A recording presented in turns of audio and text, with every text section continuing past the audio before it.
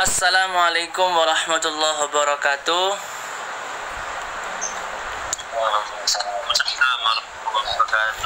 Alhamdulillah alladzi arsala rasulahu bil huda wa dinil haqq liyudhhirahu 'ala ad-dini kullihi wa kafa billahi syahida.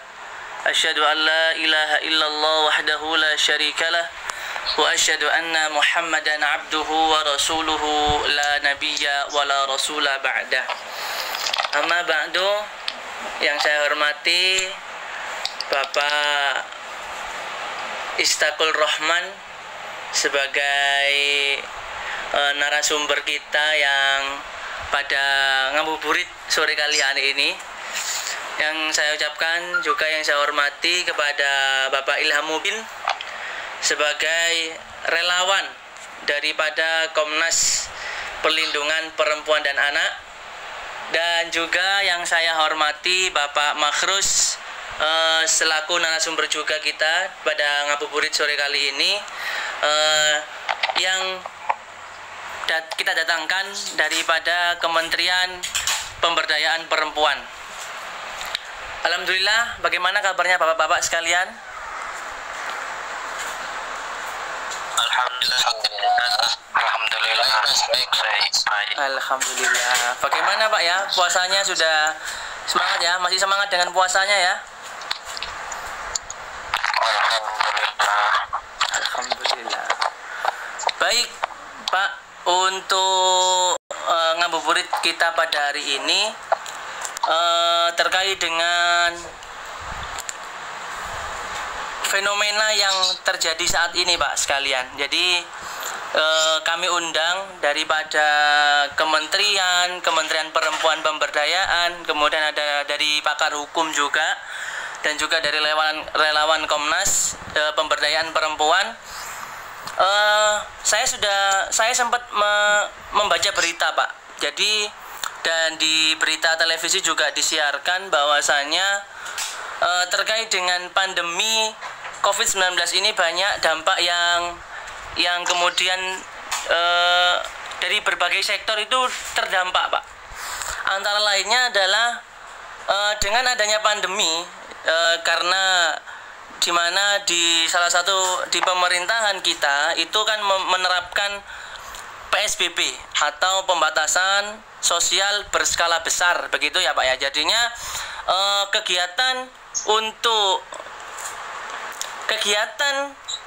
yang biasanya kita sering melakukan di luar, lalu kemudian dengan terpaksa ataupun dengan efek darurat kita melakukan aktivitas itu di rumah, sehingga dengan kegiatan yang sering ketemu tersebut banyak beberapa hal yang kemudian muncul dari situ. Antara lain adalah dengan bagaimana berita yang saya baca bahwa banyak kasus kemudian kekerasan perempuan Pak. Jadi selain daripada sektor ekonomi yang terdampak daripada pandemi COVID-19 ini, juga meningkatnya kekerasan perempuan Pak. Jadi di mana dengan pandemi ini banyak dampak yang disebabkan, antara lain adalah ini Pak. Mungkin di sini di ngabuburit kali ini kami akan melakukan sebuah diskusi ya. Jadi bagaimana pendapat Bapak sekalian terkait dengan fenomena tersebut. Mungkin yang pertama adalah dari relawan Komnas HAM, Komnas Perlindungan Perempuan dan Anak, Bapak Mubin ya. Jadi bagaimana tanggapan Pak Mubin terkait dengan fenomena ini Pak? Dan kemudian apa harapan Bapak terkait dengan pandemi seperti ini? Mungkin monggo dijelaskan. Baik, terima kasih Pak Jadid. Saya berpendapat bahwa untuk mendorong penguatan upaya penghapusan kekerasan terhadap perempuan, pemerintah dan DPR perlu memperkuat Komisi Nasional Anti Kekerasan Terhadap Perempuan atau Komnas Perempuan sebagai lembaga negara yang independen. Jadi memperkuat Komnas HAM dijadikan sebagai lembaga negara yang independen Pak, untuk menegakkan hak manusia perempuan Indonesia dan memperkuat landasan hukumnya dengan sebuah undang-undang khusus. saat ini landasan hukum pembentukan Komnas Perempuan berdasarkan keputusan Presiden. Dengan penguatan landasan hukum sebagai lembaga ini dapat diberikan kewenangan untuk membantu pemerintah dalam membuat kebijakan publik yang dimana perspektif gender hingga kewenangan untuk melakukan penyelidikan dan penuntutan sehingga bisa membawa pelaku kekerasan berbaris gender ke pengadilan. Untuk itu komentar saya Pak. Untuk harapan saya ya semoga pemerintah segera menemukan solusi lah yang tepat agar permasalahan ini teratasi dan sehingga perempuan-perempuan di Indonesia dan anak-anak pun mendapatkan hak-haknya masing-masing. Terima kasih Pak. Mungkin tambahan Pak terkait dengan pertanyaannya saya, menurut saudara, apakah penegak hukum dalam hal ini sudah melakukan tindakan yang kemudian memuat keadilan yang sebenar-benarnya Pak? Ya menurut pendapat saya sendiri belum Pak, masih belum, karena masih banyak di luar sana kekerasan terhadap perempuan yang terjadi. Terima kasih Pak. Oke. Terima kasih Saudara Mubin atas komentarnya terkait dengan kekerasan pada perempuan yang kemudian meningkat di pandemi COVID-19 ini. Untuk pertanyaan yang kedua, untuk Kementerian Pemberdayaan Perempuan, Bapak Makrus, ya. Jadi melihat kasus yang terjadi saat ini, mungkin bagaimana tindakan pemerintah terhadap kasus tersebut, Pak?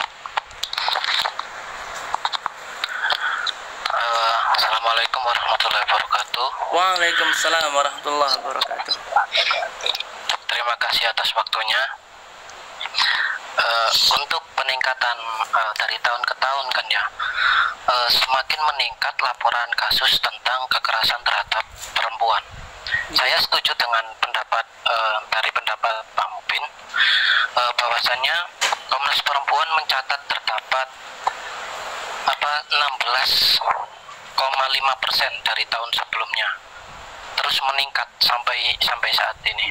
Namun disebabkan landasan hukumnya, sejauh ini posisi Komnas HAM itu masih berada di bawah badan eksekutif.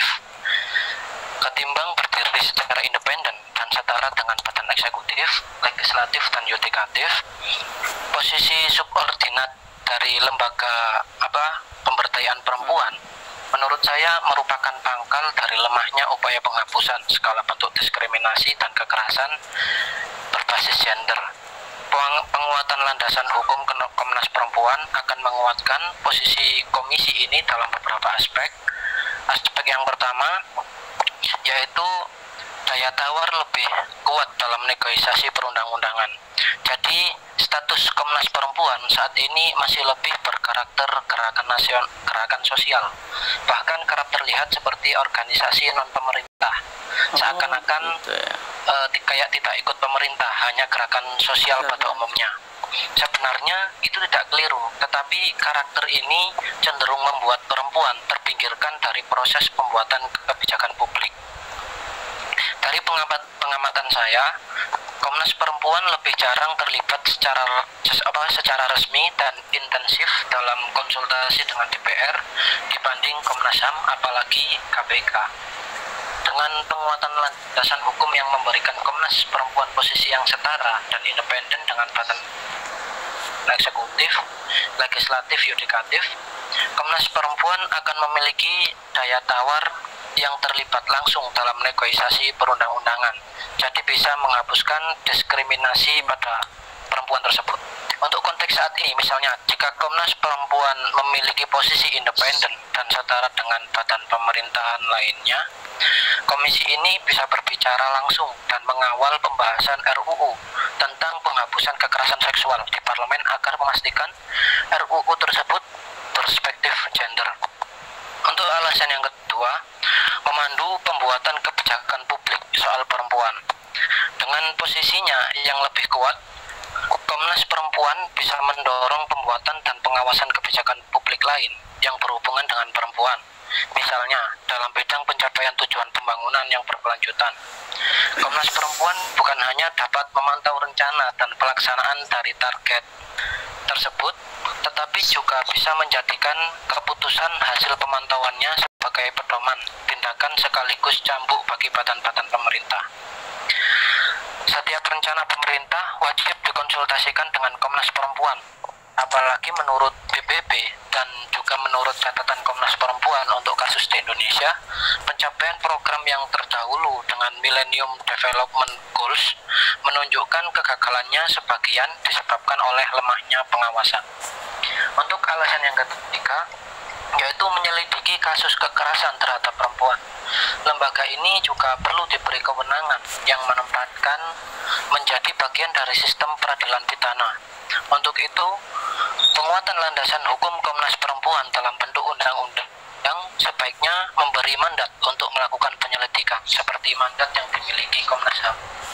Lebih baik lagi jika mandatnya meliputi wewenang penyidikan dan penuntutan seperti Komisi Pemberantasan Korupsi, sehingga mampu membawa pelaku ke pengadilan, sekaligus tentunya membawa kebutuhan sebuah pengadilan khusus yang hakim-hakimnya memiliki perspektif gender.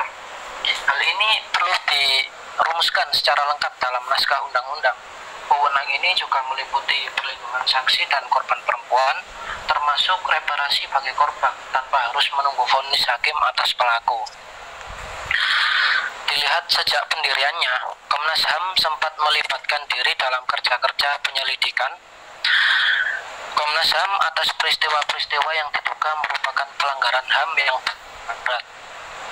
Meskipun terhadap perempuan, dan meski keterlibatan itu sebatas pada komisioner-komisioner atau staf-stafnya. Keterlibatan itu telah melengkapi kelemahan Komnas HAM yang kerap luput dalam mengidentifikasi kasus-kasus pelanggaran HAM berbasis gender. Sebagai contoh, dalam penyelidikan Komnas HAM untuk kasus pelanggaran HAM di Timur pada tahun 99, tanpa keterlibatan aktivis dari anggota Komnas Perempuan antara lain Kamala Chandra Kirana, Zumrotin, dan Nur Syahbandi, Katja Sungkana, maka kasus-kasus perkosaan yang sistematis terhadap perempuan nyaris luput dari penyelidikan. Saya pernah berkesempatan 2 kali bekerja ya bersama 2 mantan ketua komisi ini. Masya Allah. Pertama, bersama Saparina Sadli, Komisi Penyelidik Pelanggaran KPP HAM Trisakti, Semanggi 1 dan 2. Pada 2001 yang menyelidiki penembakan mahasiswa yang berunjuk rasa sepanjang 1998 dan 1999.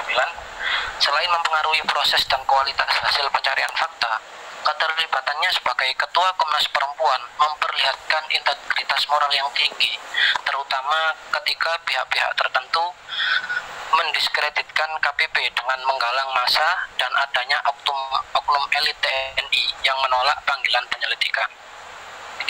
Mungkin itu dari saya. Luar biasa sekali, terima kasih Bapak Makrus, perwakilan dari Kementerian Pemberdayaan Perempuan terkait dengan tanggapan yang sangat panjang sekali untuk menambah wawasan kita semuanya. Mungkin yang terakhir adalah dari pakar hukum yang kami undang, yaitu Bapak Istakul Rahman. Sebagai pakar hukum di Indonesia, menurut Bapak, sebetulnya apa sih penyebabnya adanya kekerasan pada wanita ini? Faktor utamanya apa menurut sebagai seorang Bapak Istakul Rahman, seorang pakar hukum di Indonesia? Mungkin bisa dijelaskan sedikit, Pak. Ya, terima kasih. Tentunya menurut saya faktor utama itu bisa dibilang lingkungan. Lingkungan yang menjadi faktor utama. Contoh, seorang laki-laki itu secara fitrah di agama Islam itu kan wanita ya. Kalau dia itu tidak ada sama sekali masukan-masukan berkaitan dengan bagaimana menjadi insan yang bermoral, memiliki akhlak dan yang baik, misalkan pulang kerja kumpulnya dengan kawan-kawan yang terus ke tempat hiburan, dugem atau apalah itu pasti akan berdampak secara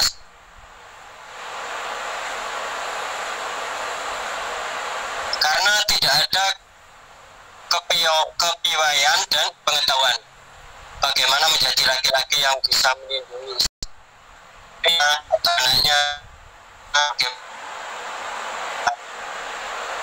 dengan baik. Mungkin itu ada untuk para yang di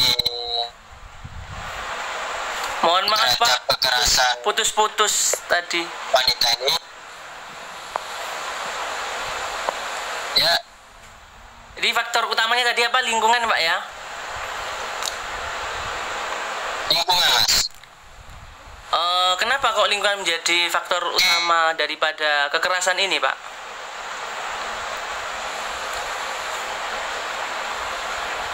Halo, ya. Kenapa kok lingkungan menjadi faktor utama? Ini Mas, Iya.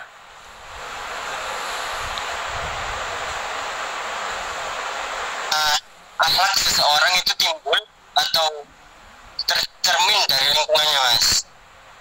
Saya ulangi lagi Iya. yang tadi. Diulangi Pak. Secara fitrah laki-laki itu kan harus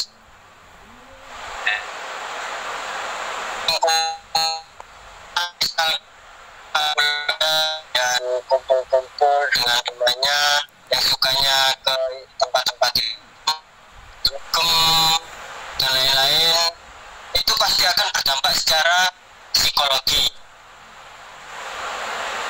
karena dia itu tidak ada kepiawaian dan pengetahuan bagaimana menjadi laki-laki yang bisa melindungi istrinya atau anaknya, dan bagaimana menjadi laki-laki yang bisa memperlakukan wanita dengan baik.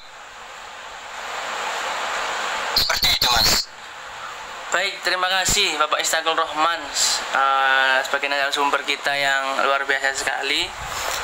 Mungkin kami selaku host di Ngabuburit pada sore hari ini sedikit menyimpulkan ya Bapak Ibu Bapak sekalian terkait dengan kekerasan perempuan yang semakin meningkat di pandemi COVID-19 ini. Jadi ketika melihat pendapat para beliau-beliau ini yang luar biasa bahwa sebetulnya pemerintah sudah melakukan tindakan yang kemudian sebagai upaya untuk meminimalisir untuk peningkatan ini. Namun kembali lagi bahwa pandemi ini sekali lagi dampak yang diberikan adalah berbagai sektor. Jadi entah itu dari sektor ekonomi, entah itu dari sektor kehidupan. Ya.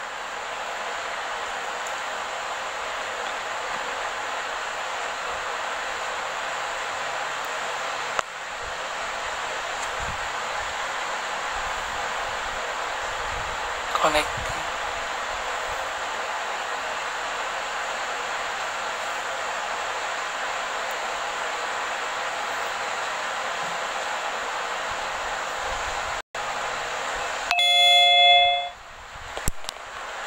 Halo.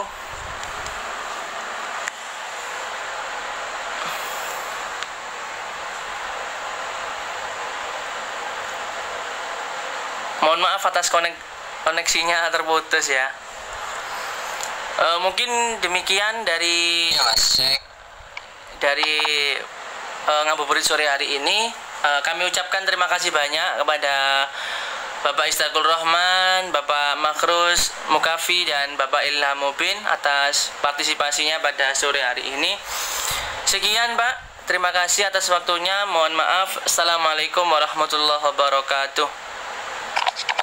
Waalaikumsalam warahmatullahi wabarakatuh.